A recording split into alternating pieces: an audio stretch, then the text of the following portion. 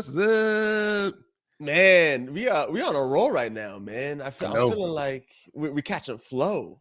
Yes. It's really awesome too. Also, I mean, being able to have the conversation we've had, some of the feedback that we've gotten on some of our other stuff that we just dropped lately. I saw that. That's awesome. But what's really even more awesome is when we bring people onto the show. What up? Tell me a little bit more. What we got cooking, man? What we got cooking? Oh man, hey, we got some guests that are here today from the construction industry, out of a place that I have been in Vermont. They're here today to share and talk with us a little bit about mental health and substance misuse and abuse and within the construction industry and things that they're doing that's amazing that can help people within this industry. And we're trying to find a way to collaborate and support all that they're doing. So we're excited. We're excited to have them. You want to tell who it is? You want to tell who it is? Yeah, man. So another father and son duo, which is definitely coincidental. And before I even get into introducing them, I gotta give them the background real quick on how give them the background. we got to meet them. Right. So basically, as y'all know, we go out and do public speaking, and we do workshops and presentations and keynote presentations, which is a blast. One of the industries we have been trying to break into because we know that this community needs it and they want it, and we just need to figure out how to get to them. And so I'm calling AGC chapters, which is the Associated General Contractors groups that every state has one. And I land a call with Mr. Wobby, and he was like, you know what? We already got something like this, Z. I don't think we're going to need it. Yeah, peace. And I was like, hold on, wait a minute. You got something like this already? Tell me more. He's like, actually, I got to introduce you to my son, Reid, and he'll tell you more about it. Nice. And I want y'all to know more about it. So welcome to the show.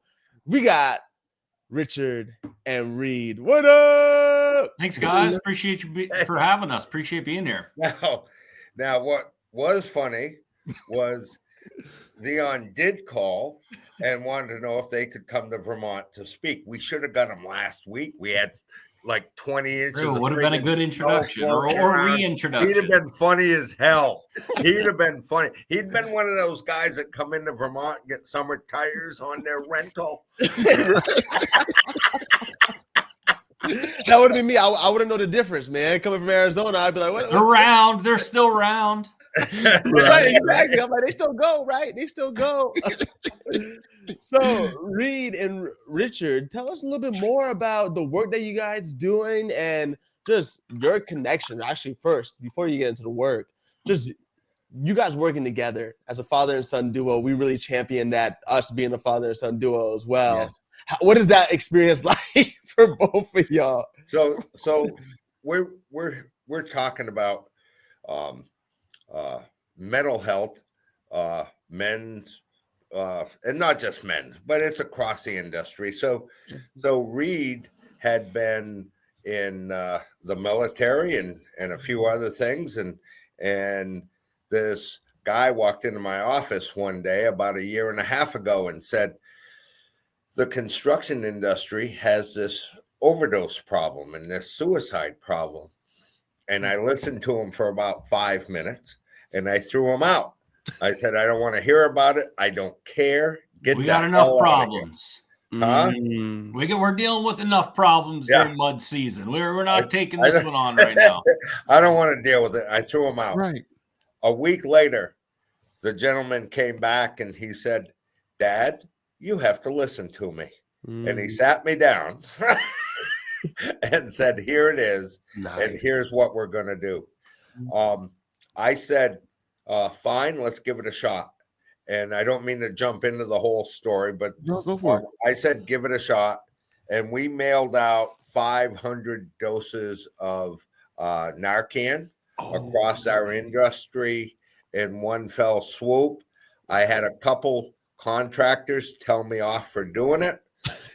And a week after one of them told me off, he was in the office looking for 40 more doses. Across the board. I'm going to tell you, if you are not carrying Narcan or if you are not on this page, across the board, because of Reid's work, Reid's outreach, this whole piece. And I told you, Reid's the guy to talk to, not me.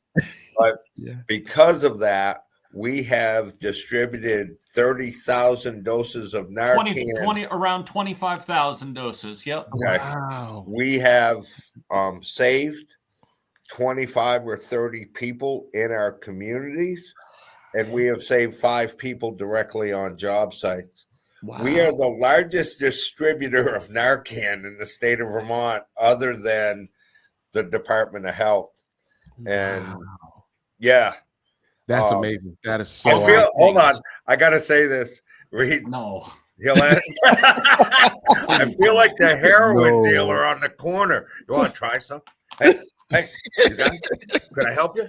You want to take a hit? I got you. That's the good stuff. You don't know how long it took me to change the language that we used around Narcan from hits of Narcan to doses of Narcan. Dad, we're distributing doses of Narcan, please. You trying to help?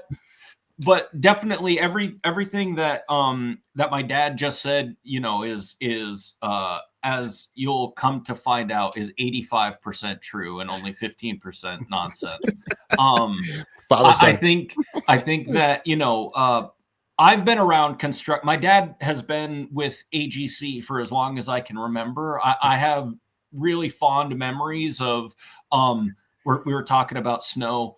Clearing snowbanks when I was 10 or 11 in a huge articulating loader, trying to back it around the building and back it into a propane tank and wreaking havoc, right? So I've been around this for a while. I stepped away for, I was in the Army for about 10 years. After I got out of the Army, I came back and I was again re-involved in the construction industry as a construction safety guy. Nice.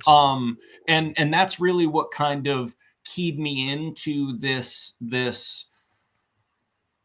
statistics surrounding the construction industry in Vermont specifically, and the disproportionate rates of both overdose death and suicide death in my or our industry, right? And as I looked further and further into those statistics, I recognize that while there are specific industries or demographic groups that are disproportionately affected by either overdose prevention or by overdose or suicide, it's not just an industry or a state issue. It's a national issue. And when you look at the demographic breakdowns from state to state, it's showing relatively similar things, that these groups are disproportionately affected regardless of the area. So we've had great success so far in our what we're calling our Diseases of Despair campaign. The Diseases of Despair include medical diagnoses surrounding topics like substance use disorder, alcohol use disorder, and suicide.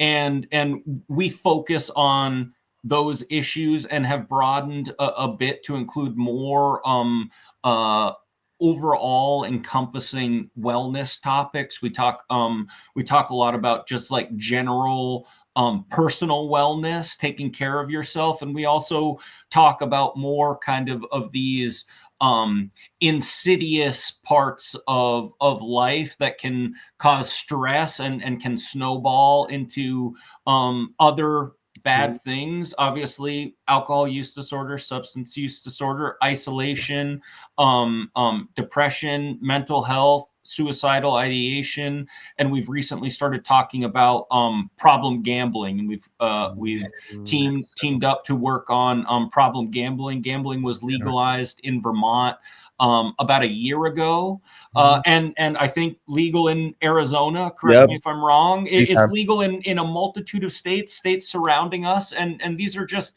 all things that we've recognized can have a detrimental impact on overall wellness. You know what I mean? Right. And that's really what we've really tried to start attacking.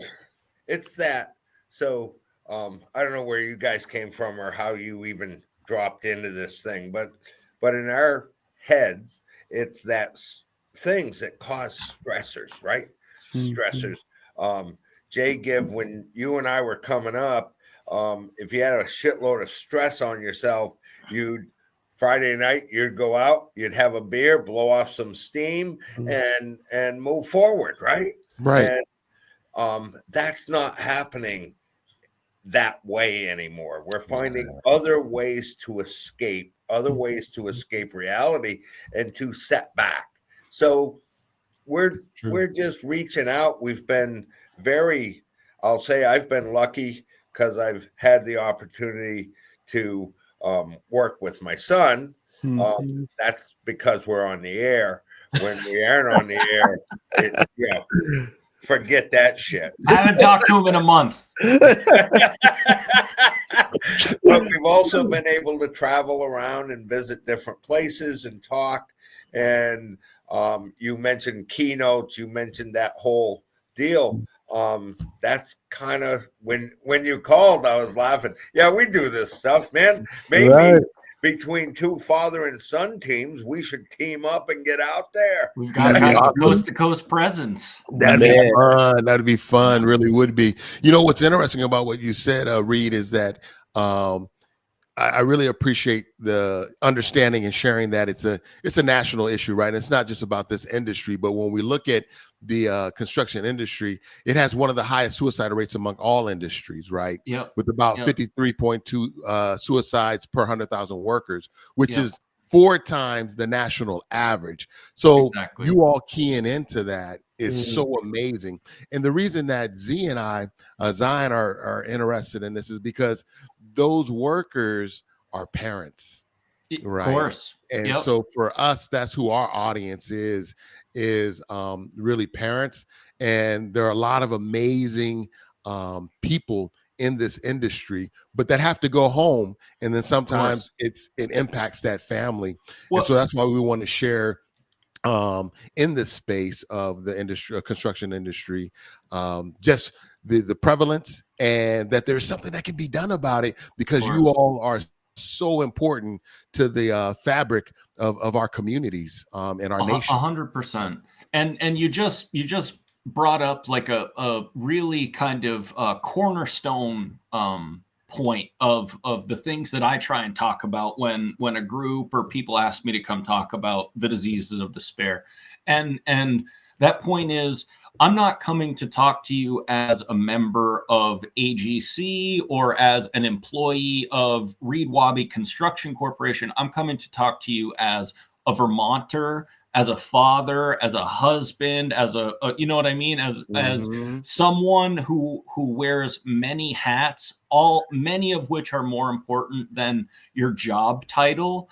And just like first aid, this knowledge can be far more impactful outside of work than it can be inside of work. Not that it's not important at work, but at work, it kind of just like naturally happens that you do these things because you're just at work. At home, it's a little bit more based on kind of what you know and what your habits are, right? So preparing people and having people understand that generally, as my dad said, in Vermont, and we can extrapolate, these issues aren't typically happening at the workplace. They're happening at home, or they're happening at other locations, and we need to be able to recognize the signs and symptoms of someone dealing with substance use or misuse, or dealing with mental health crisis or suicidal ideation. We need to be able to identify those things outside of just the workplace.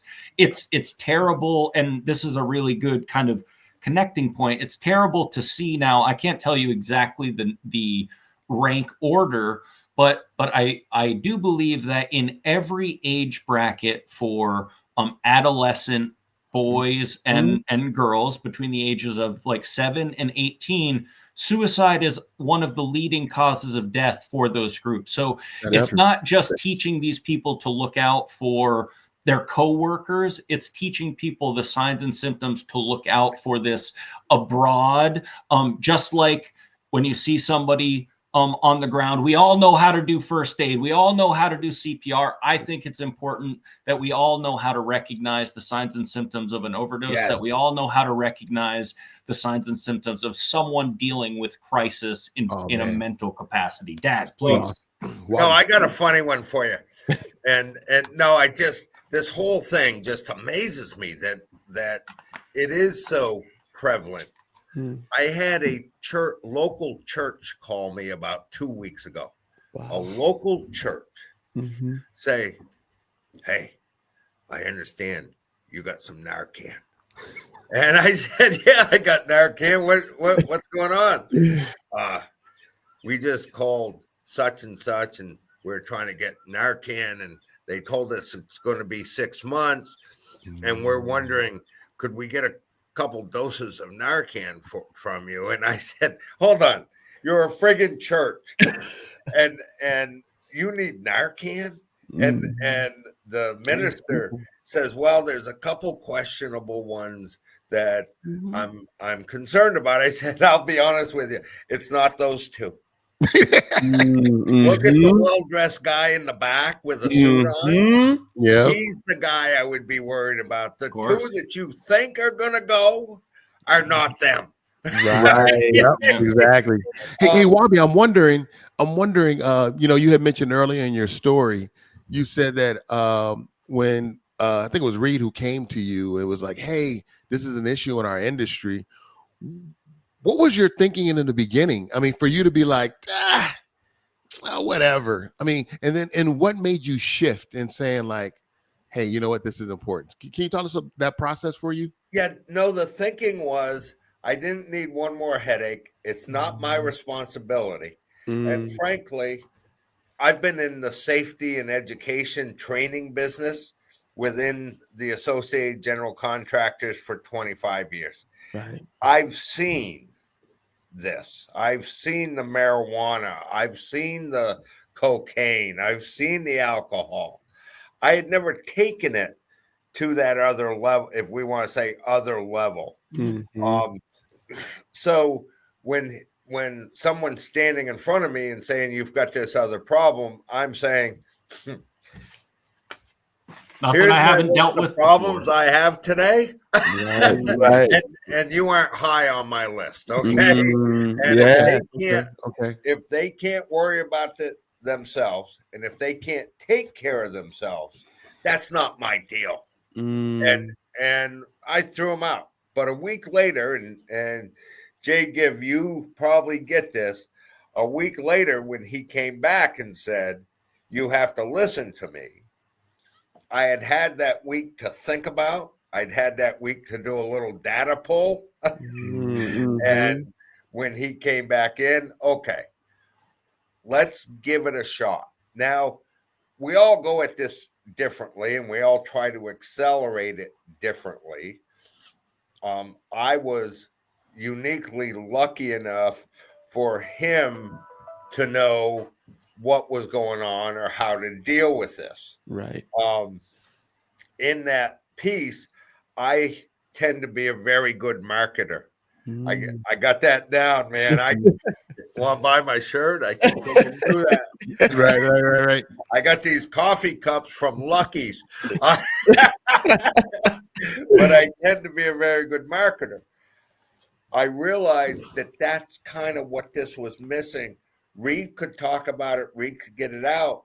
But everybody had a very similar mindset that I had.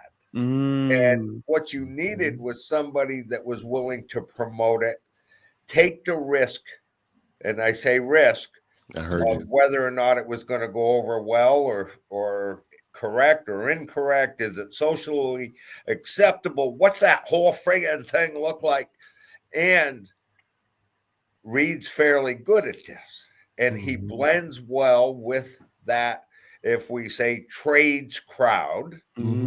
Consequently, it wasn't a doctor standing in front of people with a white shirt and a tie. It was another one of them. And I'll just tell you, and I'm kind of proud of this, but I shouldn't be. It's the worst friggin' thing that's happened to me. We've been recognized. We haven't. Reid, my organization has been recognized 5 times in the last year nationally. Wow. I think different 3, national but group. yeah. We got a shitload of brass, Jacob. We got a trophy case full of stuff. Wow, that's amazing. No, it is amazing. Well deserved. And we kind of led the way. I say this because we hit the door 18 months ago. I'm saying 18 months ago. I think we're closer to 2 years now, but you're right on track. You're not a numbers guy.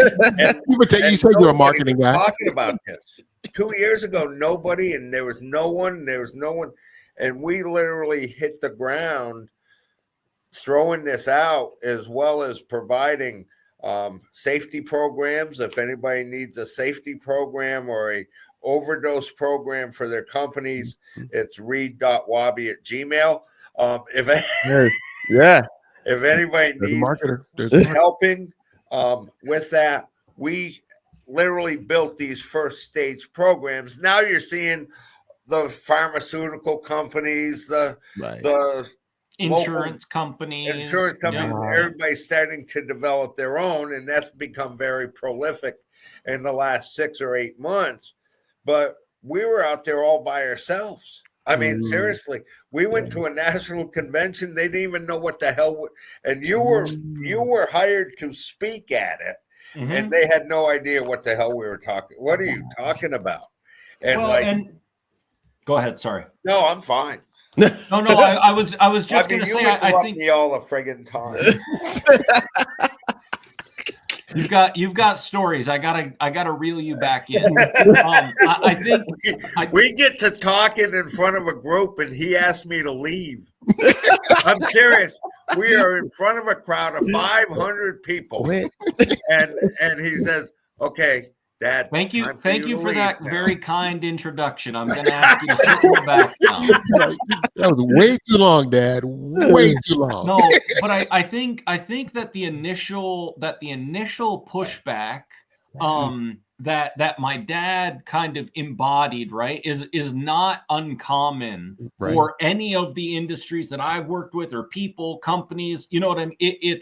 I think that it's not from a place of negativity. I think it's from a place not even of ignorance. I think it's from a place of lack of understanding of the severity of the issue. I think that there is a lot, especially when we talk about when we look into our recent past and we talk about these kind of public health issues.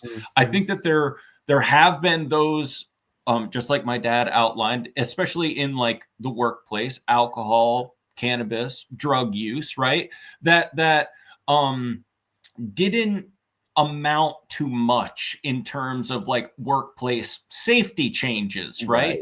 And didn't really tip the scale in terms of like public health acknowledgement that this is a serious national issue in the same way that opioids have, and overdose in more broad terms, and by extension, mental health issues have. They've had a far more significant impact on an industry than these other things that I think people were equating overdose to. So I think by showing how different and how much more severe overdose and suicide or mental health issues are than these other things that we've already faced, I think that is an eye-opening experience for many people. I think also we all know at this point now, 10 or 15 years into the kind of opioid crisis, and however long we want to say what I would describe as a mental health crisis has been going on.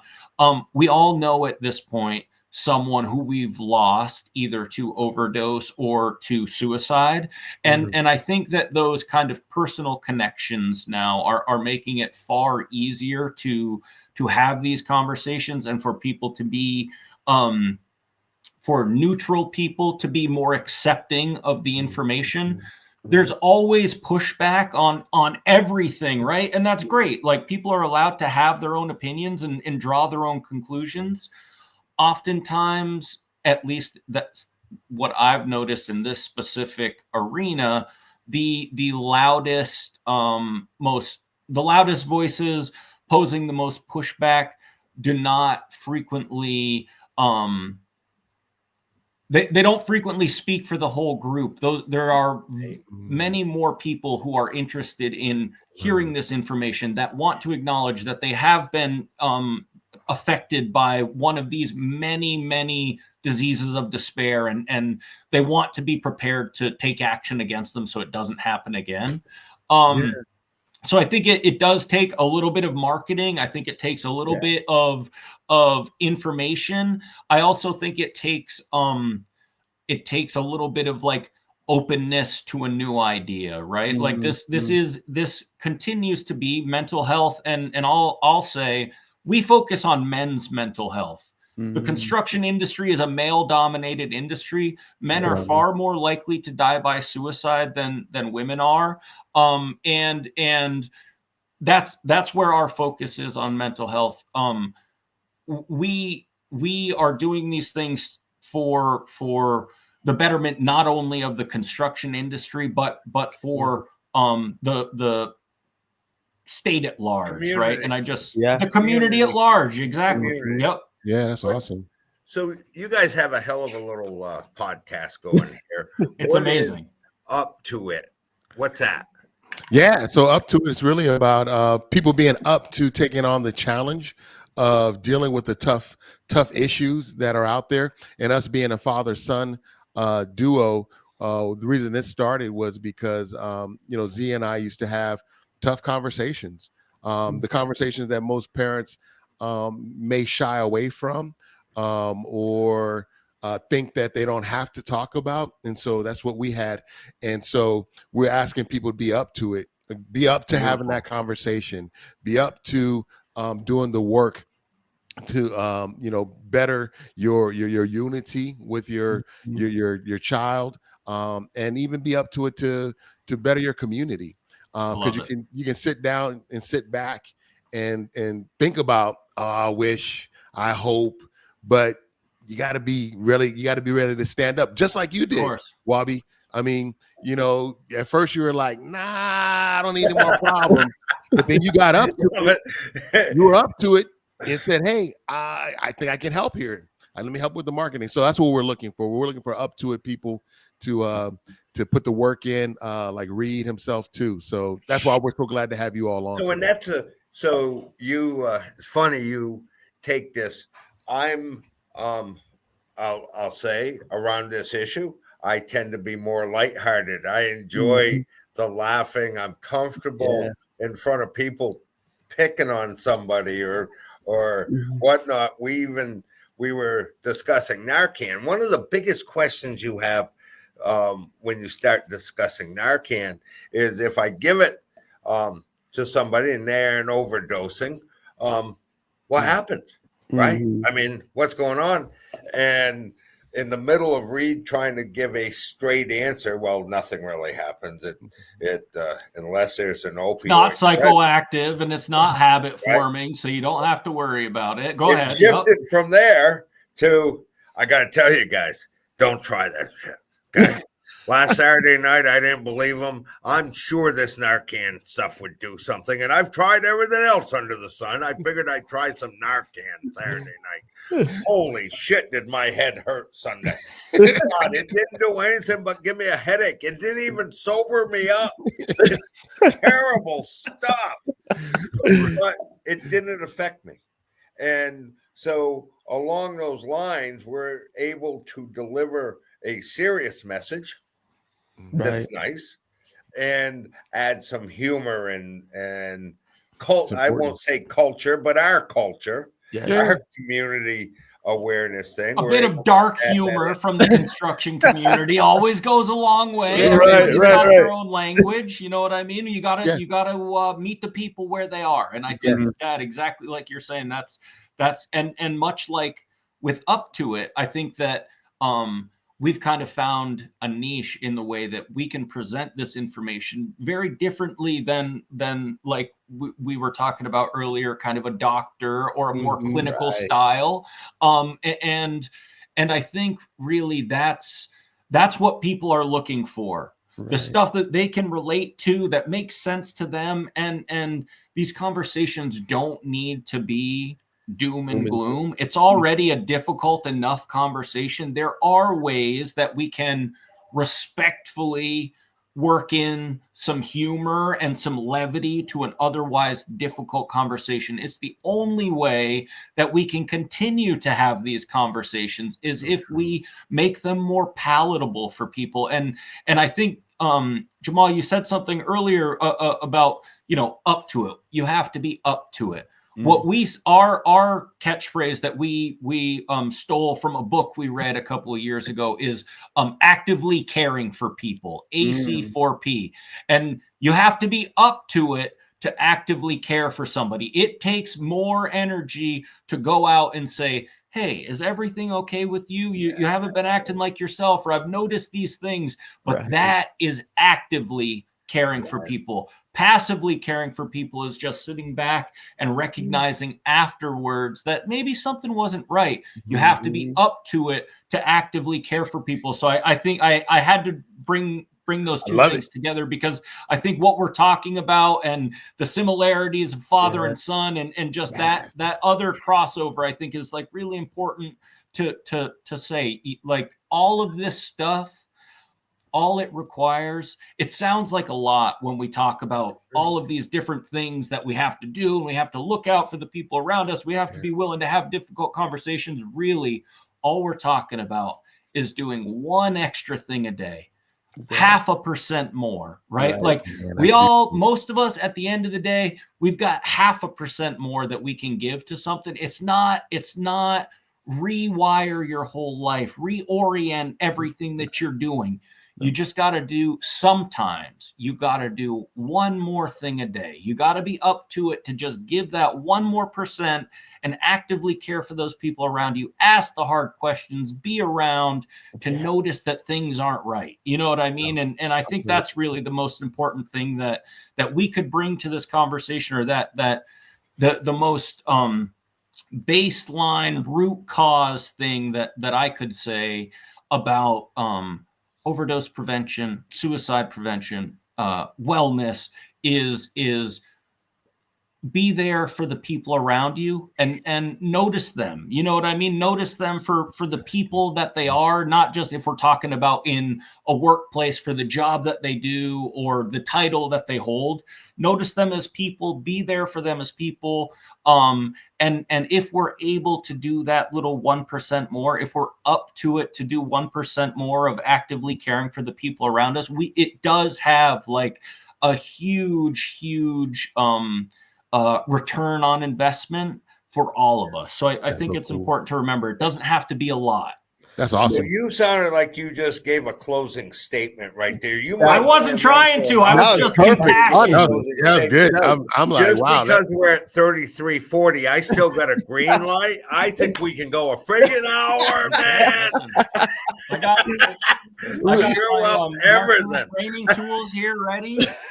Right.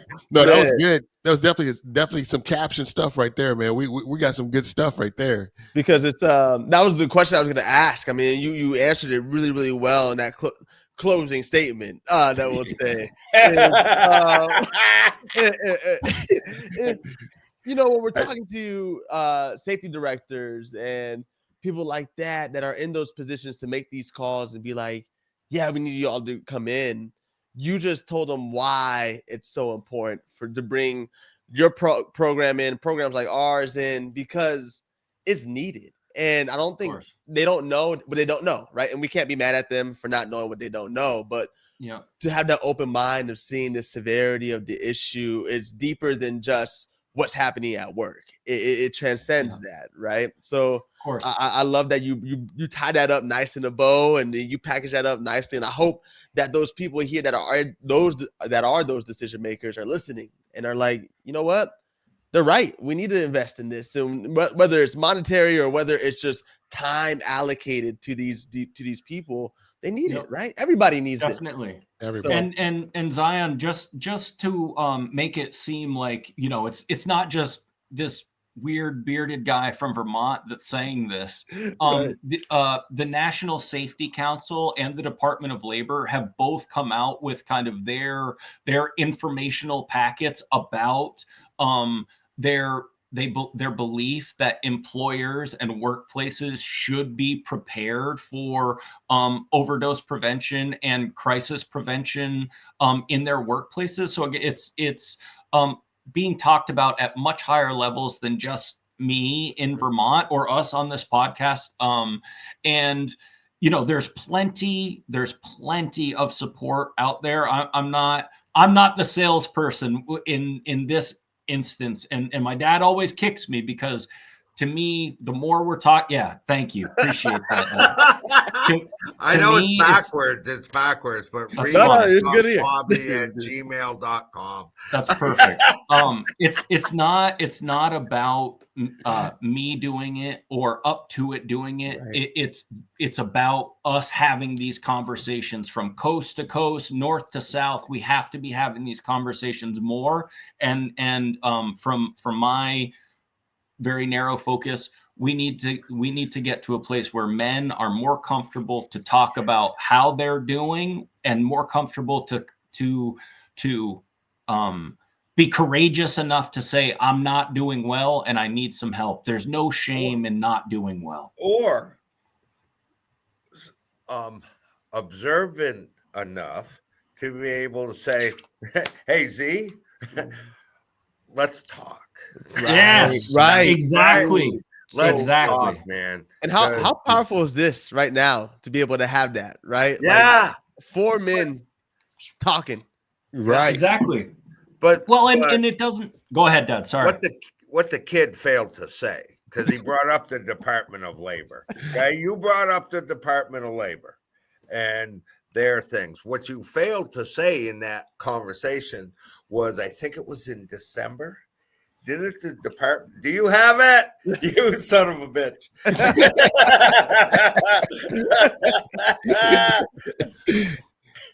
Department of Labor. U.S. We helped Labor create recognized this. Yep. him Yep. as like trainer of the year or something. Training materials. We recognize the training materials that we created about the diseases of despair as being exceptionally impactful in the specifically the mind safety and health field. So Man, that's So awesome. good. That's so awesome. I didn't know we got celebrities on the podcast, man. I I know, right? right? Dang. Vermont, man. But hey, look, we got some royalty in the building. I mean, had I known, I would have brought a trophy myself or gave him something. You know? I appreciate that. I'll put my address in the chat here. It's in the mail. It's in the mail. The other thing that you said, Reid and Wobby, that I think is important is the whole idea of masculinity, right? And how and I appreciate you bringing this up, is that it's not weakness or weak for us to be having this conversation, and like Z was saying, for us 4 men to be on here talking about this openly doesn't make us less than men, right? We're still masculine and still there. And but Wobby, go ahead, man. No, you just said something funny as hell. So, and you don't even realize it. So, do you realize 18 months ago, 2 years ago, no one was talking about this? And do you, and I mean, we talk about funny shit. But do you realize the inner fortitude or balls it took for Reid to stand up in front of a crowd that first time and say, hey guys, I'm going to talk to you about talking to you. We're going to talk about feelings today, gentlemen. Right. I want to talk about feelings. You're like, I'm here to talk to you about feelings. Yeah, Kermit the Frog. Oh my God. But that, go ahead. It took off. I mean, we talked, or he talked to one company, and before we knew it, what was there, 10 or 15 lined up saying, could you come to this? We should could probably you do that? this too. Could we see you over here? And it just kind of blew up. Of course, every time we went places, I I was just mentioning promote one or two shameless things. promotion. But I think I would venture to guess that you guys see many of the same things, and I think that indicates that there is a desire for this. Mm-hmm. It's not being talked about enough, but every time I go and talk to any size group of people, there are more people who want more information and want to come up and say, thank you so much. Do you think you could come talk to these people about this? Or could we have you come and talk again in a couple of months? There is a desire for this. And I think that desire, again, coming full circle back to something we said earlier, is we've all been affected by loss, whether that loss is from overdose or from suicide. And being able to talk about these things prevents those catastrophic endings, right? So I think just us having this conversation is an indication of how far the conversation at large has come, and we just need to continue it. It's okay to not be okay. It's okay to not be doing well. Jamal, like you said, it has no impact on you being a man or your level of masculinity. Nobody's ever doing great all the time. It's okay. If we all need help, we all have to bring our tractor in or our car in or have somebody paint our house. This is no different. So it's okay to be not okay, right? I want to comment on two things. So we did a video one afternoon, and he references the bring the tractor in. We set this up, so I was working on a tractor, and he came in and started talking to me about a tune-up, and I was talking about, I'm doing that to the tractor. I got the plug out. I got this. We're going. No, that's not the tune-up I'm talking about. Here's the tune-up. And he related it right back to that engine or that thing. The other, only because you mentioned betting and gambling and online gambling has become such a big part of our lives, which now I'm a little cognizant of. A friend of mine is in government administration, and we were discussing when we were growing up that if there was a big football Super Bowl game, we would bet $5, right? He'd be on one side, I'd be on the other, and we'd be down at the local pub, and we may bet with a couple other people in the pub, and we'd sit and watch the game. And he called me up Super Bowl Sunday and said, hey, you want to go down to the local pub? I haven't been to the local pub in years, but you want to go down to the local pub and watch a game? I want to see something. And we went down to the local pub to watch the game. A quarter into the game, he turned and he said, no one's watching the game.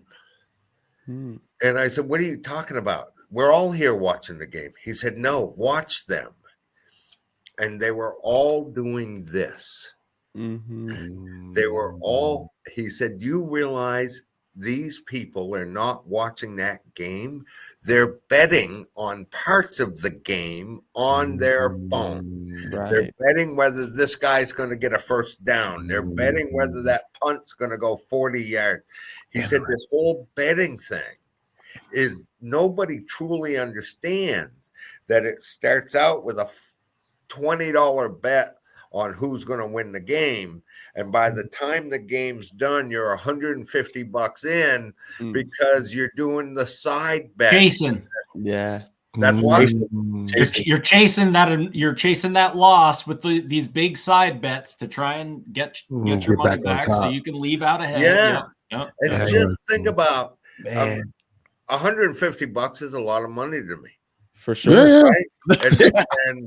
And think about having to go home after $50 bar tab on top of it, because you don't go to a bar with less than $50 today. $50 bar tab. Hold on, JV. Do you remember 50-cent drafts? Oh yeah. In college, definitely they had the penny beers, and all that stuff. Yeah. That happened in our life You could buy a 50-cent draft. You can't buy a $5 draft today. Right. Exactly.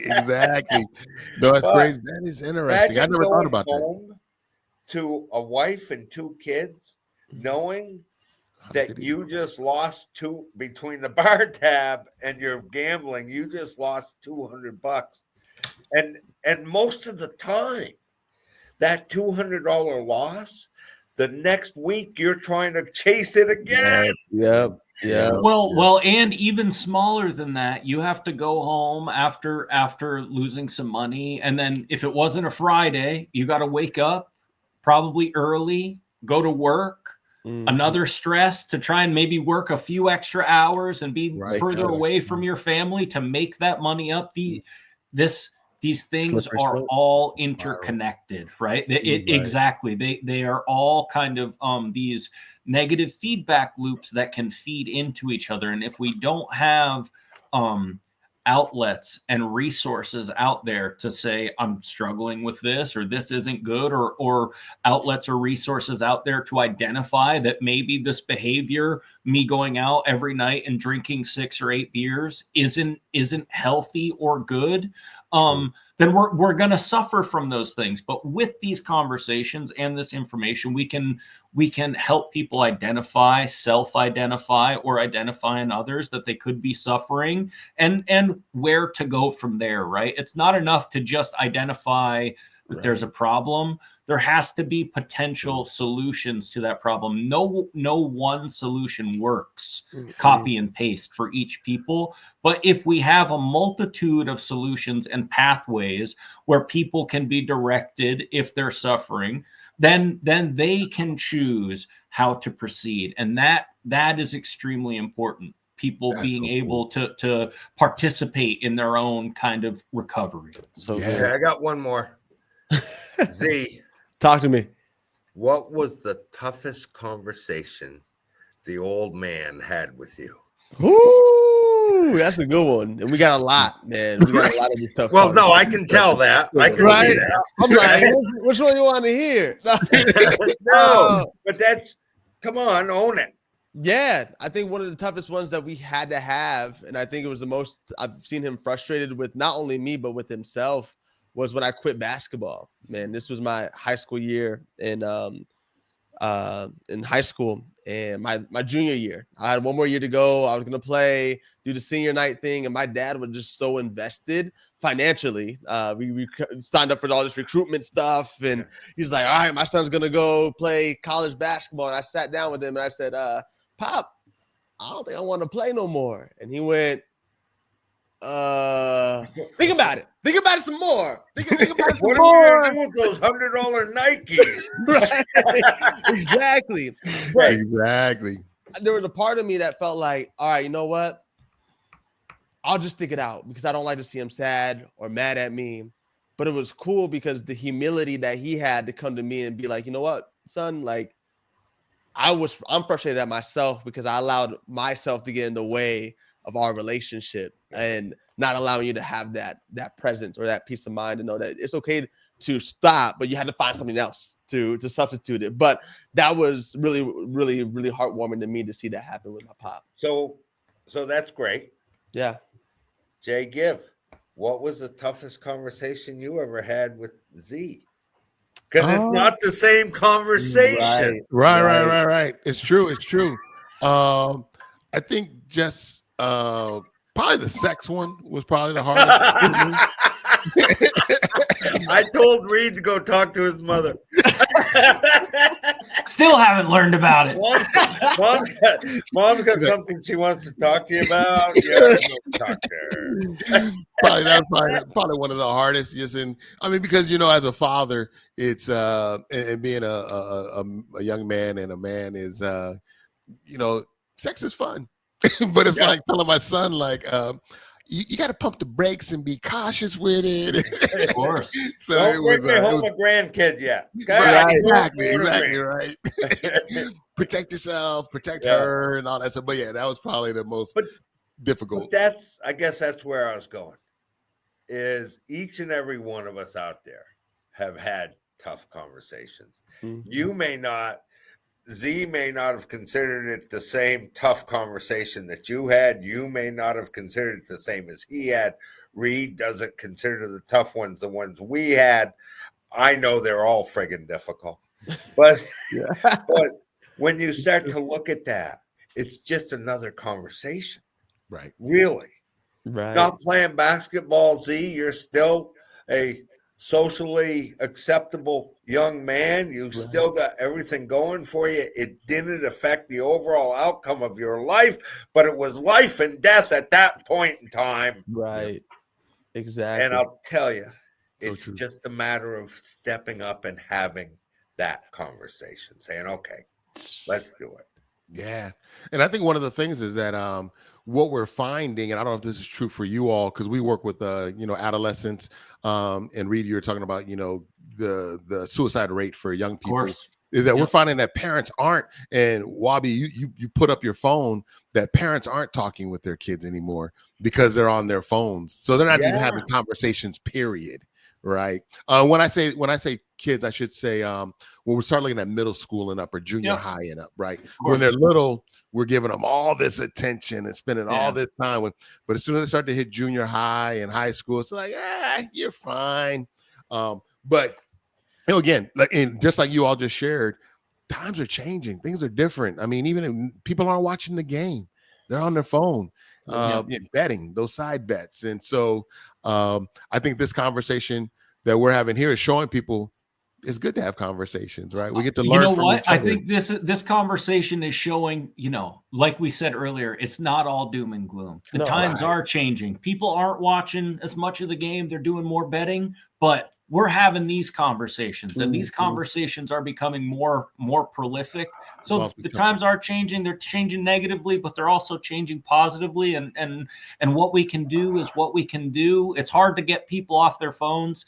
It's not hard to do 1% more, to be up to it, to actively care for the people around you, to ask tough questions. You know what I mean? Those are all little things that we can control. Nobody's control. It's upside down now. Thank you.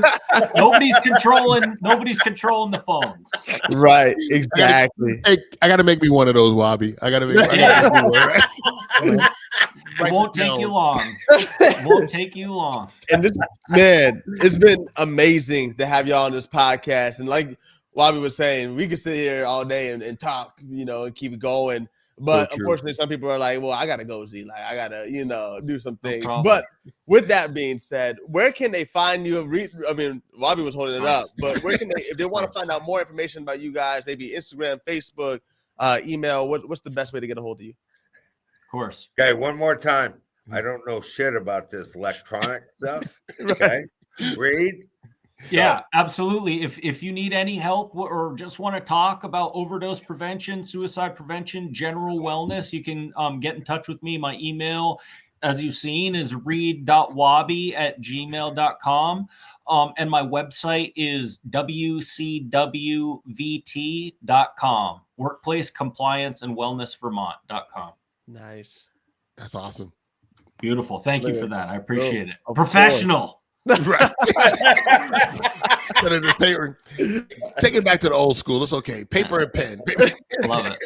I love it, man. Well, anytime you guys want to catch up Please. again, you want to talk about, you want to get off this subject sometime and talk about skiing in Vermont, or Mud the season. maple syrup thing. We got this maple syrup. Oh, Matter yeah. of fact, Z, Yeah. if you send me your 2 addresses, Yeah. we will got some send stuff. you pint or whatever it is of, depending on what I can afford that week. We'll send you a pint of maple syrup, because that maple syrup's going for more than heroin right now. Wow. That's insane. That's a I believe lot, man. Well, what's funny is the Maple Grove syrup. I only use it for special occasions because There it's you made go. at St. Johnsbury Academy. Yep. Excuse me, St. Johnsbury. And Z will tell you every Christmas breakfast. Every time. That's the only time I break it out. Drenched. I'm like, There you go. but it's send coming from you the guys. address, and we will mail you out. I was gonna both say, of- Z, I got your email. I'll get Yes. it from you. We'll get you. We'll send you some stuff. Easy. Please. That'd be amazing. People don't know how awesome that This is stuff awesome. is, boy. And on the shelf, Especially if you've only had Miss Butterworth's or whatever. It doesn't compare. there. You know what I mean? It's not the same. Man, I love it, man. Yo, Pop, before we get out of here, man, let's tell them where we can follow us. Y'all can follow us at Up to It AZ. Tap in with us, and you're like, oh, I forgot Reid's contact information. No, hit me up in the DMs. I'll send it over to you. Don't worry, we got you. Because this is such great information that I think everybody needs to be aware of. And who's best to give it to you than Reid and Richard? Come on now, like this is the Wobbies. Come on, this would be amazing. Wobby So, family, baby. The Wobby. yeah. Well, We gotta come up with the outta Wobby here, dance. man. It's kind of like the wobble dance. But, I'm not a dancer. right. Well, we're gonna get up out of here, man. Hey, Y'all we're have a outta good here. rest of your day. Hey, Thank you guys. Thank you.